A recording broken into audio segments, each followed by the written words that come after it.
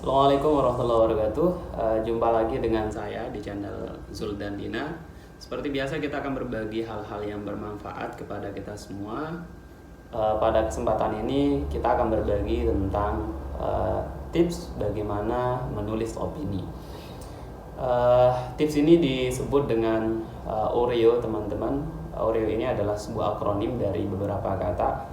O itu sendiri adalah opinion, kemudian R itu adalah reason, ya, kemudian E itu adalah example or evidence, kemudian O itu adalah opinion. Jadi ada dua opinion dalam tips menulis kali ini.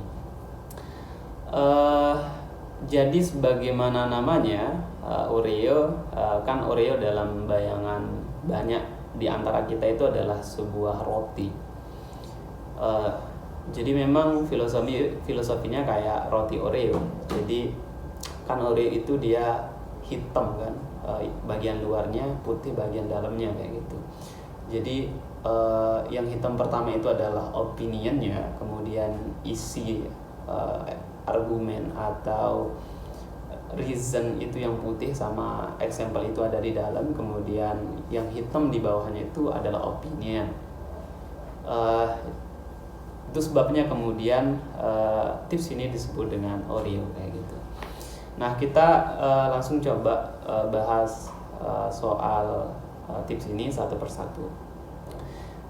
Jadi pertama teman-teman, tips ini bisa dipakai dalam satu paragraf sekaligus, bisa juga dipakai secara terpisah, dalam arti bahwa satu paragraf itu adalah opini kita, paragraf berikutnya itu adalah reason kita, paragraf berikutnya itu adalah example atau evidence kita, kemudian terakhir itu opini kita kembali kayak gitu. Bisa seperti itu, tetapi bisa juga digunakan dalam satu paragraf langsung. Jadi di kalimat, kan paragraf itu kumpulan kalimat, sedangkan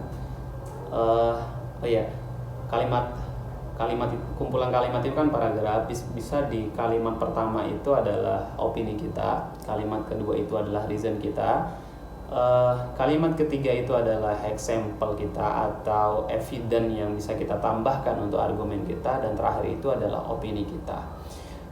Yang perlu saya jelaskan lebih itu soal opini kedua, teman-teman. Jadi opini yang kedua ini bukan artinya opini baru, tidak seperti itu, tapi opini yang kedua ini sejatinya adalah opini yang pertama. Opini yang kedua ini berfungsi untuk menegaskan opini kita yang pertama setelah kita berikan argumen dan example yang tadi.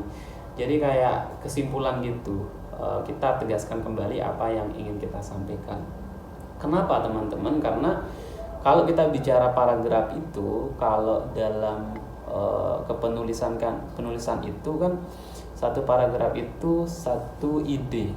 Nggak boleh dalam satu paragraf itu ada banyak ide, sehingga satu ide itu harus clear dulu dalam satu paragraf kayak gitu. Sehingga tips yang bisa kita pakai dalam membuat ide itu clear atau enggaknya itu dengan tips Oreo ini. Nah, kita sampaikan opini kita pertama, kemudian kedua kita jelaskan argumen kita, kemudian kita berikan contoh tambahan, kemudian yang ketiga itu kita tegaskan lagi opini kita.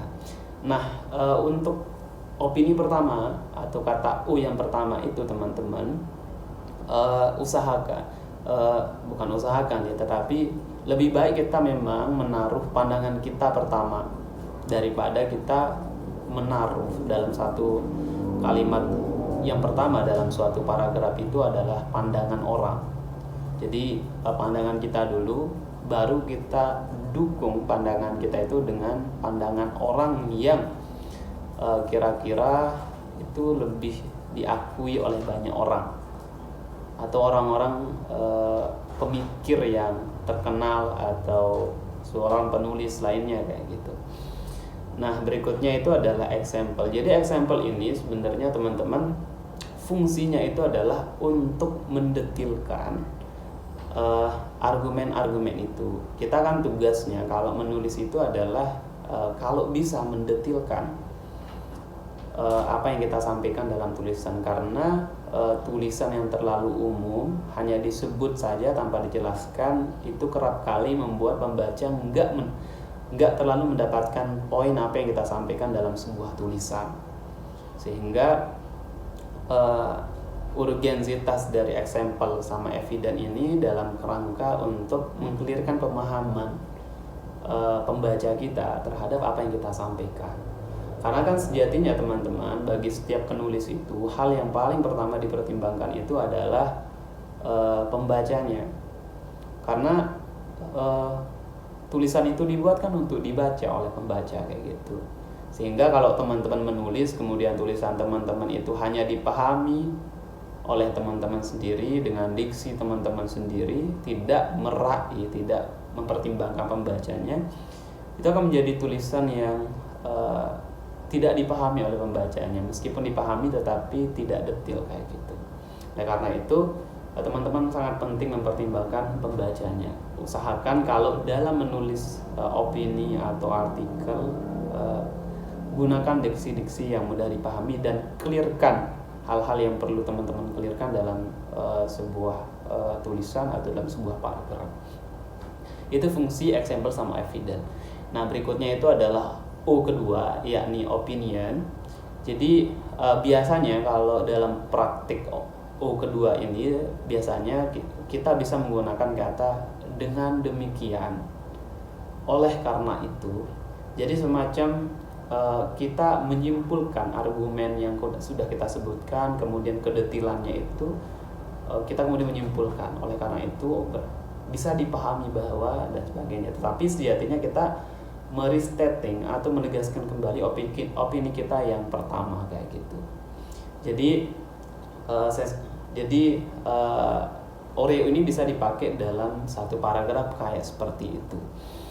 Nah, Oreo ini juga teman-teman bisa dipakai secara terpisah seperti yang saya sampaikan di awal tadi.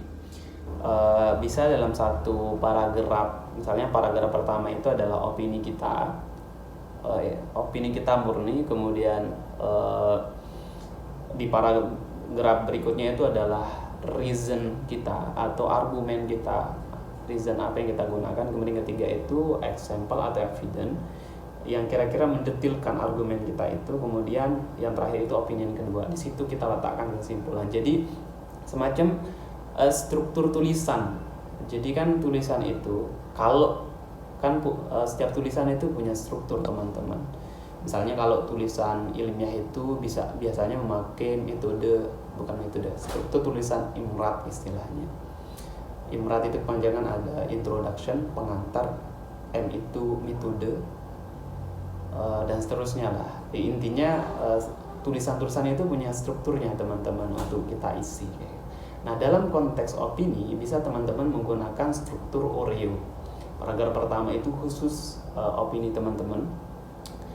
Paragraf berikutnya itu adalah reason teman-teman. Kemudian paragraf berikutnya lagi itu adalah example dari teman-teman, evidence, dan terakhir itu adalah kesimpulan kayak gitu. Jadi Oreo ini bisa dipakai dalam konteks yang tidak hanya dalam satu paragraf seperti yang saya sampaikan di awal tadi, tapi juga bisa dipakai sebagai struktur tulisan opini kita yang panjang itu kayak gitu.